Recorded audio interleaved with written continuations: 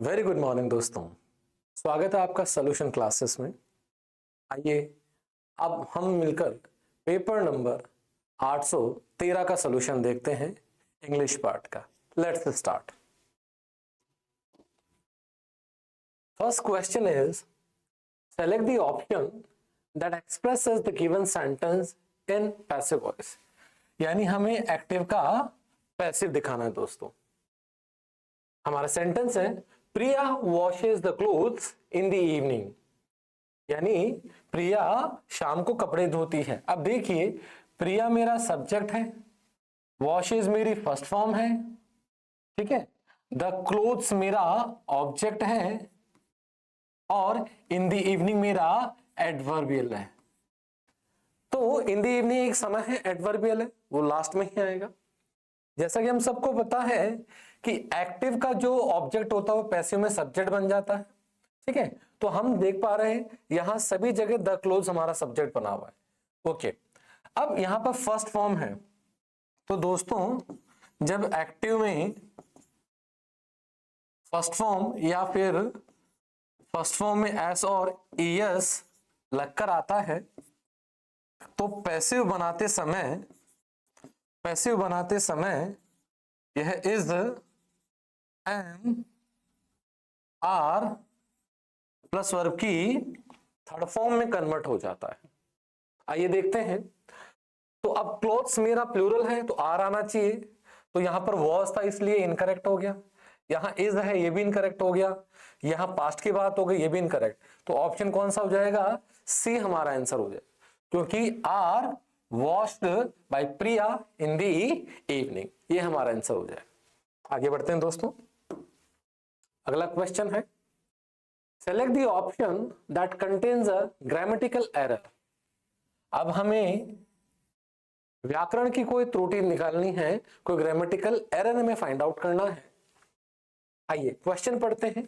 It would be impossible for them, या उनके लिए बड़ा इम्पॉसिबल होता, to continue living in this world, इस दुनिया में रहना, if each of them knew, अगर उनमें से प्रत्येक जानता एग्जैक्टली सटीक तरीके से, उचित तरीके से, what fate had it store for them, कि किस्मत के पास उनके लिए क्या था, ठीक है।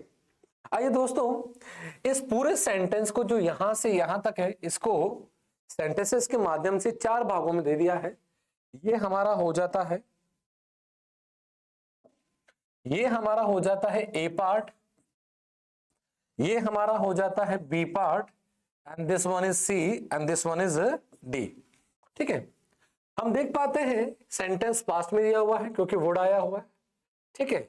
तो यानी it would be impossible for them, यहां पर कोई दिक्कत नहीं है।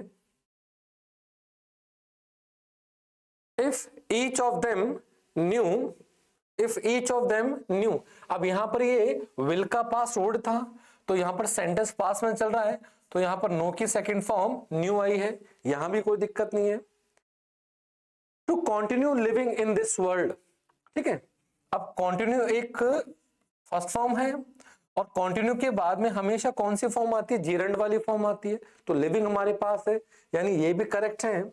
आगे देखते हैं एग्जैक्टली व्हाट फेड हैड। अब देखो हैड यहां पर भी सेकंड फॉर्म है, जैसे कि हम देख सकते हैं वुड भी सेकंड फॉर्म आया है, न्यू सेकंड फॉर्म है, और यह हेड भी सेकंड फॉर्म की बात है, क्योंकि सेंटेंस पास्ट की बात कर रहा है। In it store for them, यहां पे ट्रांसलेशन करते हैं तो दोस्तों समझ में आता है कि किस्मत के पास उनके लिए क्या था। तो यहां पर what fate had in store आएगा, इट की जगह किसका यूज होगा? इन स्टोर। इन स्टोर मतलब किस्मत के उस भंडार में उनके लिए क्या था। तो प्यारे दोस्तों यहां पर हम देख सकते हैं इट की जगह किसका यूज होगा? इन का यूज होगा। तो ऑप्शन डी हमारा आंसर हो जाएगा। आगे बढ़ते हैं दोस्तों। Next question, select the most appropriate option to fill in the blank. इन चार में से हमें जो उचित शब्द होगा वो हमें भरना पड़ेगा। The doctor directed the nurse to administer and dash medicine to the patient. आइए दोस्तों एक बार इन सबके अपन एक बार अर्थ देख ले। ऑफिशियल का मतलब होता है औपचारिक, औपचारिक। ऑल्टरनेटिव का मतलब होता है वैकल्पिक,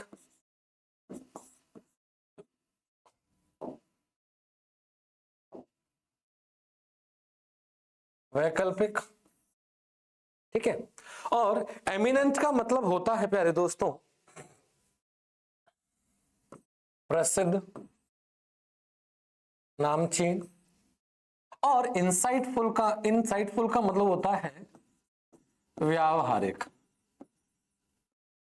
अब दोस्तों ये चार हमने इसके वर्ड्स के अर्थ देख लिए हैं। अब क्या डॉक्टर ने औपचारिक दवाई देने को कहा होगा? जी नहीं। क्या डॉक्टर ने प्रसिद्ध दवा देने को कहा होगा? जी नहीं। क्या डॉक्टर ने ऑल्टरनेटिव कि अगर ये दवा काम ना करे तो ये वाली दवा दे देना? बिल्कुल दोस्तों, ऑप्शन सी ही हमारा आंसर होगा।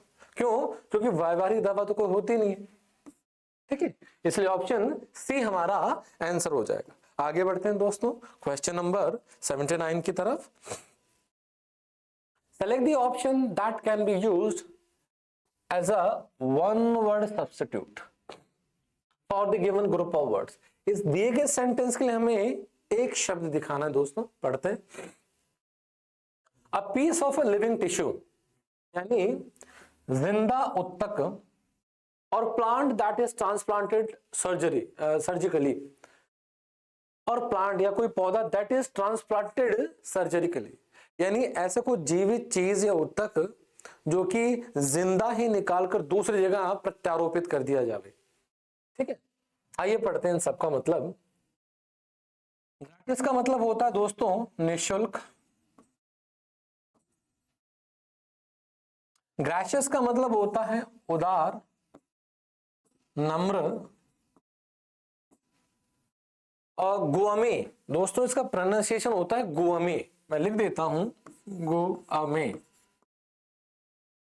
गुआमे। और इसका मतलब होता है भोजन प्रेमी, भोजन प्रेमी इसका मतलब होता है। और ग्राफ्ट, ग्राफ्ट ही हमारा आंसर होगा प्यारे दोस्तों, ग्राफ्ट ही हमारा आंसर होगा। आप देख सकते हैं कि आजकल हेयर ट्रांसप्लांट करवाए जाते हैं, तो हेयर ट्रांसप्लांट में शरीर के ही किसी हिस्से से बाल निकाले जाते हैं। जैसे अगर आगे के बाल खत्म हो गए हैं तो पीछे से यहाँ से बाल निकाले जाएंगे, और एक एक जिंदा बाल को निकालकर और सर्जरी के माध्यम से आगे वहां प्रत्यारोपित कर दिया जाता है जहां बाल नहीं है। तो प्यारे दोस्तों उस जो बाल निकाला जाता है उसको ग्राफ्ट ही कहते हैं दोस्तों, ठीक है। तो ऑप्शन डी हमारा आंसर हो जाएगा। आगे बढ़ते हैं। Select the correct active form of the given sentence. हमें पैसिव दिया गया, हमें उसका एक्टिव पता करना है दोस्तों, एक्टिव फॉर्म हमें पता करनी है। आइए क्वेश्चन पढ़ते हैं। The clothes will be delivered by the shop on Monday. अब देखिए बाय द शॉप आया, इसका मतलब क्या हो गया, ये हमारा एक्टिव बनाते समय सब्जेक्ट बन जाएगा, ठीक है। और विल बी आया तो विल आ जाएगा, और थर्ड फॉर्म आई है तो थर्ड फॉर्म का फर्स्ट फॉर्म हो जाएगा, यानी the shop will deliver the clothes on Monday, ठीक है। The shop will deliver the clothes on Monday, option B हमारा आंसर हो जाता है, ठीक है दोस्तों। आगे बढ़ते हैं। Select the most appropriate antonym. दोस्तों अब हमें दिए गए वर्ड का क्या करना है, एंटीनम देना, यानी विपरीत शब्द देना, विलोम शब्द हमें देना है। Failure to carry one's hall ticket to the exam is considered as a trivial issue, ठीक है। अब हमारे पास में वर्ड है ट्रिवियल, ये हमारा वर्ड है। ट्रिवियल का मतलब होता है छोटा, तुच्छ, ठीक है दोस्तों, ट्रिवियल का मतलब होता है। अब छोटा इशू ये कह रहा है कि अगर आप अपने एग्जामिनेशन हॉल में अगर आप हॉल टिकट नहीं ले जाते हो तो वो एक छोटा सा इशू माना जाता है। अब इसका विपरीत करेंगे तो क्या होगा, बहुत सीरियस इशू माना जाएगा। तो प्यारे दोस्तों इसका आंसर हो जाएगा ऑप्शन डी, विपरीत हो जाएगा ऑप्शन डी, और सेंटेंस भी सुधर जाता है यहाँ कि एग्जामिनेशन हॉल में हॉल टिकट ना ले जाना एक गंभीर गंभीर मुद्दा माना जाएगा। आइए दोस्तों आगे बढ़ते हैं। Sentences of a paragraph are given below in jumbled order. Jumbled मतलब जिनका क्रम निश्चित नहीं है। Arrange the sentences in the correct order to form a meaningful and coherent paragraph. Meaningful मतलब जो कि जिसका अर्थ निकलता हो, और कोहेरेंट का मतलब जो कि एक दूसरे से जुड़ा हुआ हो। आइए दोस्तों पढ़ते हैं इसको। A panther is reported to have broken into a house yesterday. दोस्तों broken into एक फ्रेजल वर्ब है break into की। break into का मतलब होता है घुस आना, घुस जाना, ठीक है। A panther is reported to have broken into a house yesterday कि एक पैंथर एक घर में घुस आया है कल। In search of food and shelter यानी खाने और घर की तलाश में, शेल्टर की तलाश में, शरण की तलाश में। The villagers heard his cry, गांव वालों ने उसका चिल्लाना सुना। And ran to the house, उस घर की तरफ भागे। बट द स्केर्ड एनिमल, डरा हुआ जानवर, हैड रन अवे, वो भाग गया था। थ्रू द विंडो यानी खिड़की के जरिए, बाय देन तब तक। It secretly slouched into a room, यानी वो धीरे से दबे पांव उस घर में आ गया था। Where a young man named Johnny, जहां पर एक युवक जिसका नाम जॉनी था, वो sleeping, सो रहा था। Who suddenly woke up and realized, जो अचानक से जागा और उसने महसूस किया that the beast was roaming around his bed, कि वो जो जानवर था, वो जो beast था, तगड़ा वाला जानवर, उसके बेड के चारों तरफ घूम रहा था। Just as the panther was about to leap on him, कि जैसे ही वो पैंथर उसके ऊपर लीप यानी छलांग मारने वाला था, he swiftly मतलब तेजी से, he swiftly shot out of the bed, यानी तुरंत वो उछला बेड से, and hid in a closet, और एक क्लोजेट अलमारी में जाके छुप गया। आइए दोस्तों पढ़ते हैं। तो प्यारे दोस्तों सारी बात सबसे पहले आती है यहाँ पर एक पैंथर की, ठीक है। तो पढ़ने की पता चला है कि सबसे पहले ये पैंथर आ गया है, यानी ऑप्शन पी से शुरू होना है, यानी बी और डी ये खत्म हो जाते हैं, ऑप्शन ए और सी हमारे पास बचते हैं। कि एक पैंथर भोजन और शेल्टर की तलाश में किसी घर में घुस आया। अब आगे देखते हैं, यहां पर देखिए लिखा हुआ है गांव वालों ने उसका चिल्लाना सुना। उसका किसका? उस व्यक्ति का चिल्लाना। तो क्या व्यक्ति चिल्लाएगा? ठीक है, देखते हैं कि सीधा चिल्ला जाएगा। ठीक है, आगे देखते हैं। इट सीक्रेटली स्लाउच्ड इनटू, अब देखो यहां पर पैंथर आया है, पैंथर एक नाउन रहा। ठीक है, अब ये जो इट आया है ये इसी का क्या है? पैंथर का ये प्रोनाउन है, यानी अब पी के बाद में क्या आना चाहिए? आर आना चाहिए, कि वो आ गया और चुपके से उस आदमी जोनी के रूम में जा घुसा। अब देखिए, ठीक है, अब इसके बाद में अब वो जाग गया। देखो, हु सडनली वोक अप और realise that beast was roaming around his bed, यानी जोनी जाग गया और उसको पता चल गया कि वो उसके चारों तरफ घूम रहा है। अब उसको पता चल गया तो वो चीखेगा, जाहिर सी बात है। द विलेजर्स सॉरी माफ करें, just as the panther was about to leap on him, यानी जैसे ही पैंथर उसके ऊपर कूदने वाला था, यानी उसने क्या किया? वो उछला और उसके अंदर जाके छिप गया। यानी ऑप्शन एस 3 नंबर पे आना चाहिए। तो अपना ओवरऑल क्या बन जाता है? PRSQ, PRSQ, ऑप्शन सी हमारा आंसर हो जाएगा दोस्तों। आगे बढ़ते हैं। Yes, select the incorrectly spelt word. प्यारे दोस्तों, इनकरेक्टली स्पेल्ट वर्ड यानी जो गलत है वो हमें चुनना है हमें। ठीक है, तो दोस्तों पहला ही वर्ड हमारा आंसर हो जाएगा पियर्सिंग। पियर्स का मतलब कहते हैं छेदन करना, ठीक है ना, जैसे कान छिदवाते हैं, नाक छिदवाते हैं। ठीक है, तो इसकी स्पेलिंग कुछ यूं होती है प्यारे दोस्तों,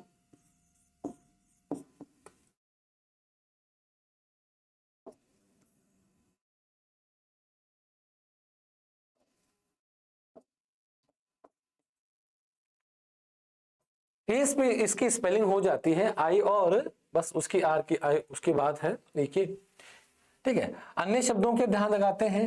इररेजोल्यूट का मतलब होता है डगमग, यानी जो कि अनिश्चित नहीं है, डगमग है। स्लीक का मतलब क्या होता है? पतला, जैसे कि आजकल के फोन आते हैं बिल्कुल स्लीक एकदम। डर्मेटोलॉजी का मतलब क्या होता है? डर्मेटोलॉजी होती है जिसमें मतलब सौंदर्य से संबंधित बातचीत की जाती है, वो डर्मेटोलॉजी होती है। आइए दोस्तों आगे बढ़ते हैं। Select the most appropriate option to fill in the blanks. वापस से ऑप्शन हमें देना है। If you try to do something, अगर आप कुछ करने का प्रयास करते हो एवरीडे, प्रत्येक दिन, you will dash considerable progress. आप एक उचित प्रोग्रेस, उन्नति कर जाओगे। तो दोस्तों यहां पर प्रोग्रेस की बात है। क्या प्रोग्रेस को होल्ड किया जाएगा? क्या प्रोग्रेस को गेट प्राप्त किया जाएगा, या कैच किया जाएगा, या प्रोग्रेस की जाएगी? तो उसको बोलते हैं मेक प्रोग्रेस। ठीक है दोस्तों, तो ऑप्शन सी हमारा आंसर हो जाएगा। आगे बढ़ते हैं। Select the most appropriate synonym. दोस्तों अब हमें सिनोनिम चाहिए, बढ़ते हैं। कॉम्पिटेंट हमारा वर्ड है। कॉम्पिटेंट का मतलब होता है सक्षम, सक्षम। कॉम्पिटेंट का मतलब प्रतियोगिता से संबंधित भी होता है, लेकिन यहाँ पे सक्षम है। जैसे कई बार कहते हैं कि ये आप किसी भी सक्षम अधिकारी के समक्ष लेकर जाएं, कॉम्पिटेंट अथॉरिटी के सामने। तो आइए दोस्तों, कॉम्पिटेंट यानी सक्षम, तो सक्षम का सीधा क्या हो जाएगा? केपेबल। केपेबल मतलब जो कि योग्य है, सक्षम है। ठीक है दोस्तों, आइए अन्य शब्दों की ओर ध्यान देते हैं। कॉम्प्लेक्स का मतलब हो जाता है जटिल। पुअर का मतलब हो जाता है निर्धन या खराब, कई बार कहते हैं ना पुअर परफॉर्मेंस। और टायरो का मतलब होता है नौसिखिया, बिगिनर, नोविस, नौसिखिया। इंग्लिश भी लिख देते हैं इसकी, बिगिनर, नोविस। ठीक है दोस्त, तो ऑप्शन सी हमारा आंसर हो जाता है। आगे बढ़ते हैं। Choose the correct meaning of the given idiom. दिए गए ईडियम का हमें करेक्ट मतलब हमें बताना है दोस्तों। हमारा वर्ड, हमारी ईडियम है in weal and woe. In weal and woe यानी सुख दुख में।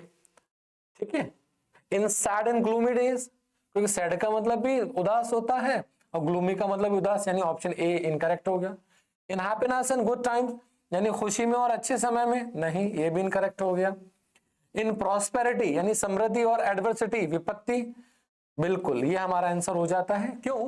क्योंकि डिस्पेयर एंड फेल्योर, निराशा और असफलता, ये भी दोनों एक ही चीज है, इसलिए डी भी इनकरेक्ट हो जाएगा। Option C is the correct answer for this question. आइए, select the most appropriate synonym. वापस से हमें सिनोनिम चाहिए दोस्त।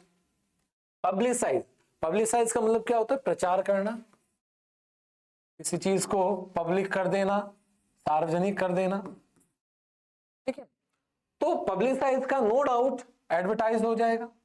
हम देखते हैं कि कोई भी किसी भी उत्पाद का, किसी भी प्रोडक्ट का, सेवा का जब एडवर्टीजमेंट आता है तो उसको क्या किया जाता है? प्रचार ही किया जाता है सबके लिए।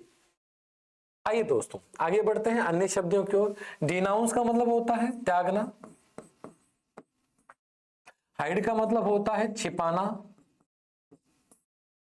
सर्वनाइज का मतलब होता है उपदेश देना, उपदेश देना। ठीक है, और एडवर्टाइज का मतलब प्रचार करना ही होता है। आइए दोस्तों आगे बढ़ते हैं। Rearrange the parts of the following sentence in the correct order, यानी दिए गए जो चीजें हैं, ये जो 4-5 सेंटेंस है, इनको करेक्ट ऑर्डर में हमें देखना है। पढ़ते हैं। While physical movement activities may not require physical is important for children or learning the part of teachers and students movement and facial expressions on। आइए दोस्तों देखिए, यहां पर मूवमेंट लिखा हुआ है, यहां भी मूवमेंट है, यानी ऐसे तो शुरू होगा नहीं, जो कि यहां पर है भी नहीं। आइए देखते हैं। while physical movement is important for children, ये कह रहा है कि जो शारीरिक गतिविधि है वो बच्चों के लिए अत्यावश्यक है, जरूरी है, यानी ऑप्शन क्यू हमारा शुरुआत करता है। यानी ना तो पी से होगा, ना ही बी, सॉरी, ना ए होगा ना ही बी होगा, या तो सी होगा या डी होता है। Is important for children, all learning activities may not require physical movement, यानी पी सेकंड पे आना चाहिए और एस 3 पे आना चाहिए।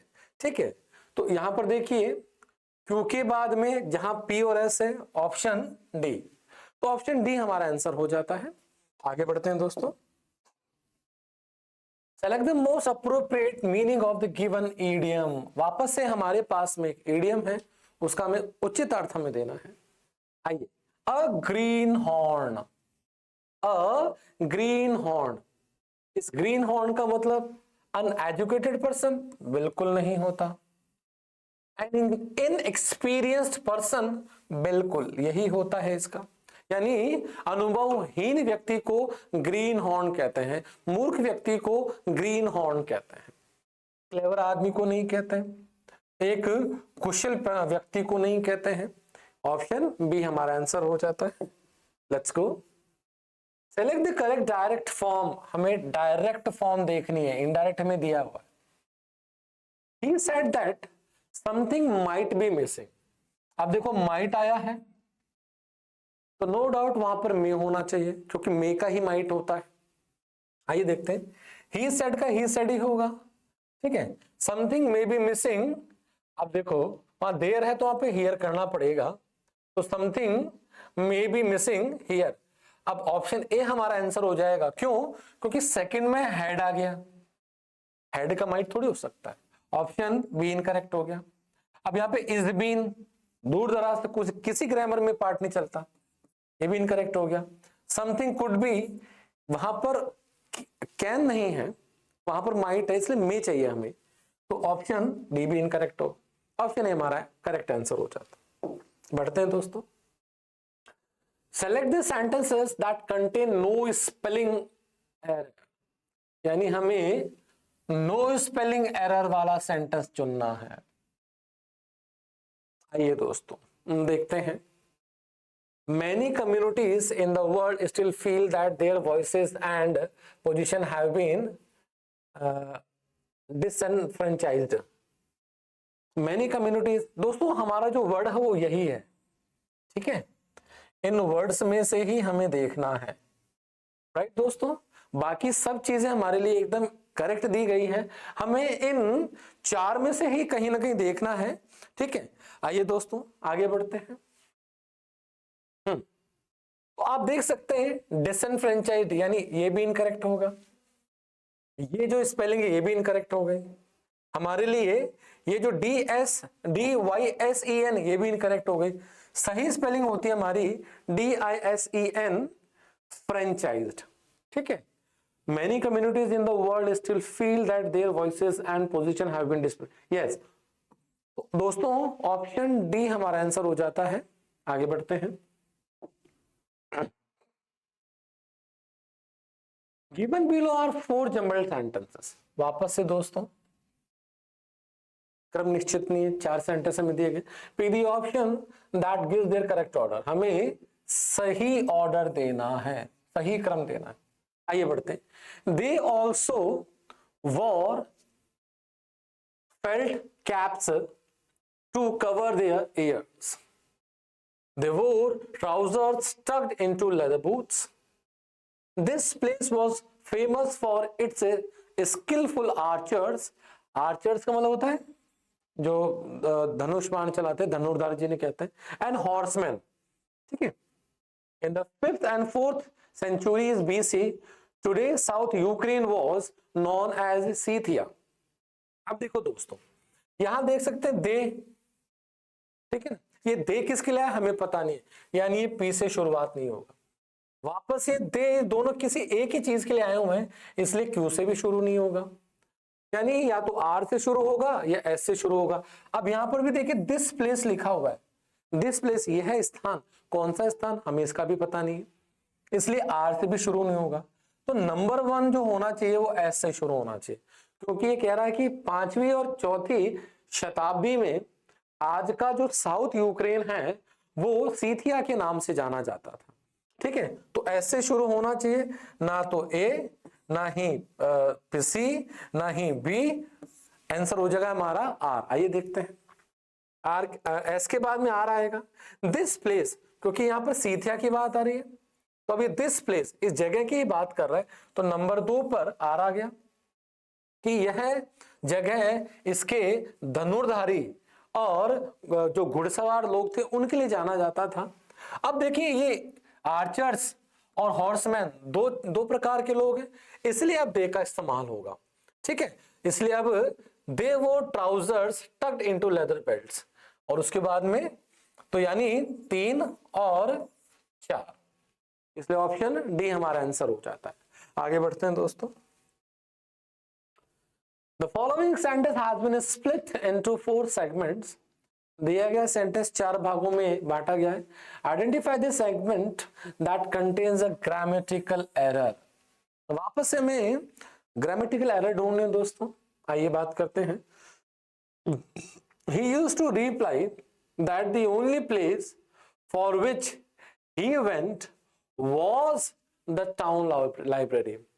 प्यारे दोस्तों आप देख सकते हैं यूज टू रिप्लाई यानी पास्ट की कोई हैबिट है, मैं कह रहा है यूज टू रिप्लाई यानी वो जवाब दिया करता था कि दी ओनली प्लेस, एकमात्र वो स्थान, फॉर विच जिसके लिए वो जाया करता था या गया था, वॉज द टाउन लाइब्रेरी। यहां पर वॉज आ गया, मतलब ये भी पास्ट की बात कर रहे हैं। तो दोस्तों यहां पर पास्ट की बात है, तो यहां पर वेंट का यूज न होकर हैड गॉन का यूज किया जाएगा, क्योंकि पास्ट ऑफ द पास्ट है।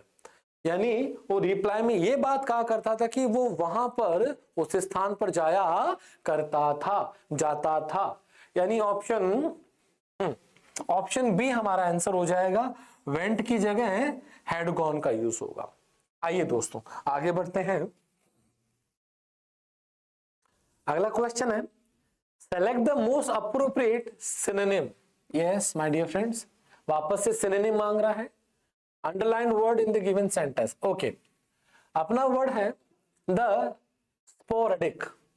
Instruction by the invigilators distracted the examinee. यानी छिटपुट दिए गए जो निर्देश हैं, जो कि इन्विजिलेटर द्वारा दिए गए हैं, पर्यवेक्षक द्वारा दिए गए हैं, उसने क्या किया, एग्जामिनी परीक्षार्थी, परीक्षा देने वालों को क्या कर दिया, देने वाले को क्या कर दिया, डिस्ट्रैक्ट, विकर्षित कर दिया। तो स्पोरेडिक का मतलब होता है छिटपुट, नॉट रेगुलर, यानी इररेगुलर कह सकते हैं अपन, इररेगुलर। जैसे कई बार बरसात होती है, रेगुलर नहीं होती, इररेगुलर।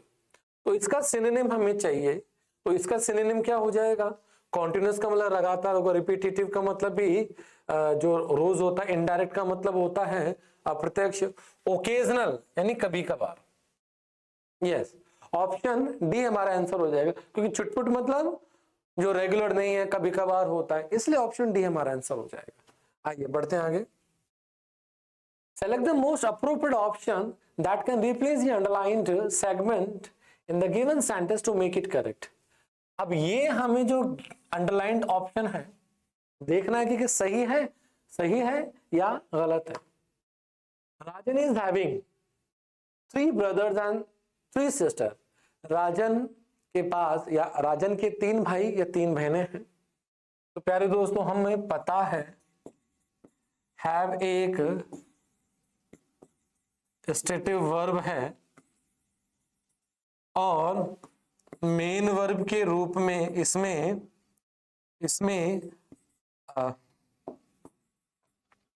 मेन वर्ब के रूप में ये आईएनजी नहीं लेता है। ठीक है, तो सिंगुलर है तो हैव का हैज हो जाता है, तो डायरेक्टली हमें क्या करना पड़ेगा, राजन हैज। ये राजन के 3 भाई और 3 बहनें हैं, राजन हैज, ना कि हैविंग। तो ऑप्शन बी हमारा करेक्ट आंसर। आगे बढ़ते हैं। अब क्लोज टेस्ट आ गया है दोस्तों हमारे पास, पढ़ते हैं पहले इसको। The modern day student are extremely dash with technology, कि आधुनिक जो छात्र हैं वो अत्यधिक रूप से डैश हो गए हैं तकनीक के साथ में। तो क्या हो गए हैं वो, हिंडर्ड का मतलब हो जाता है बाधित क्या वो आज के स्टूडेंट्स बाधित हो गए, डिस्कनेक्टेड, यानी इनका क्या संपर्क टूट गया है, संपर्क टूट जाना, ठीक है, या ड्रेयरी, ड्रेयरी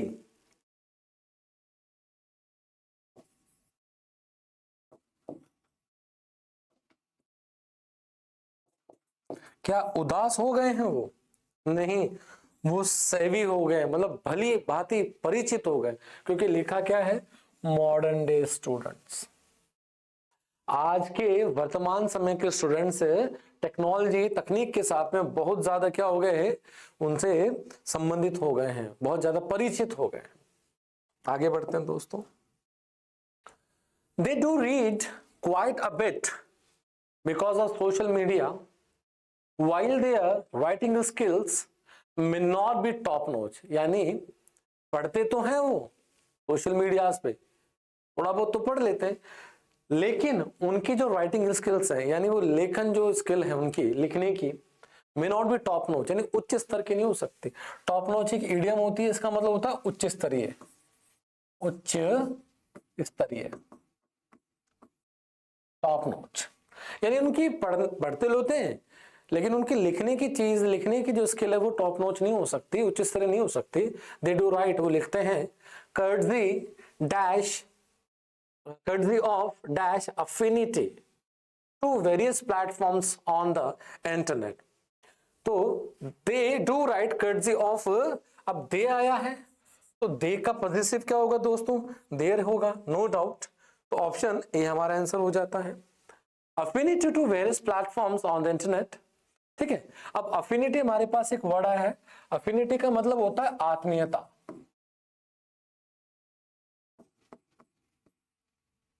ठीक है ना, यानी वो अपनी मन की जो आत्मीयता है वो लिख तो लेते हैं प्लेटफॉर्म्स पे, इंटरनेट पर, हाउएवर, लेकिन one skill that has been dash affected, लेकिन एक जो कौशल है, जो एक जो स्किल है, हैज बीन डैश अफेक्टेड, वो डैश अफेक्टेड प्रभावित हुई है in the skill of listening, यानी सुनने की उसमें, वो क्या है, हॉलिस्टिकली, हॉलिस्टिकली मतलब पूर्ण रूप से,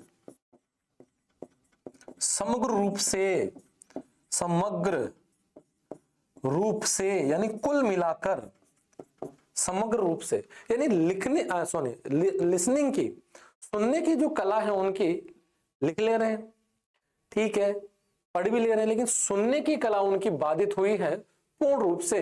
आगे बढ़ते हैं। They are extremely poor dash listeners, यानी अगर सुनने की, अगर उनकी कला अगर बाधित हुई है, उनकी स्किल अगर बाधित हुई है पूर्ण रूप से, तो मुझे बताइए अब वो पुअर लिसनर्स कैसे हैं, एक्टिव लिसनर्स नहीं है वो, देखो लिख क्या रहा है वो, poor active listeners, poor active listeners का मतलब यानी वो अच्छे लिसनर्स नहीं है वो। आगे बढ़ते हैं। Poor active listeners, if this issue is not addressed, अगर इस मुद्दे को संबोधित नहीं किया गया, what we may be heading to in the future is a huge chunk of poor people across the globe.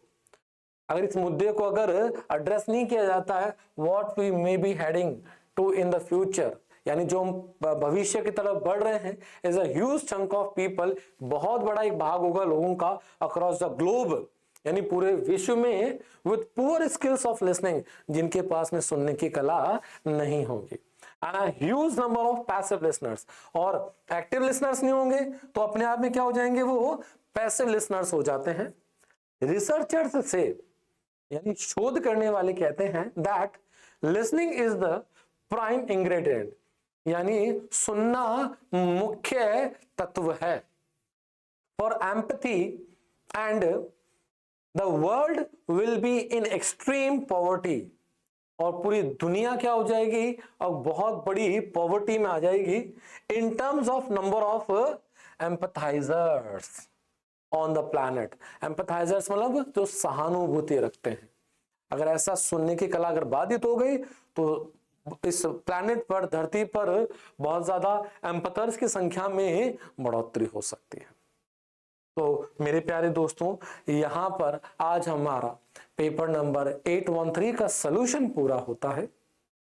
आशा करता हूं आप सबको सॉल्यूशन समझ में आया होगा, और जितने भी नए वर्ड्स आपके सामने आए हैं उन सबको लिखिएगा और इनको अपने जीवन में उतारिएगा, क्योंकि सारा गेम आदत का। थैंक यू सो मच दोस्तों, मिलेंगे अगले सॉल्यूशन में अगली क्लास में। तब तक के लिए धन्यवाद। Thank you very much.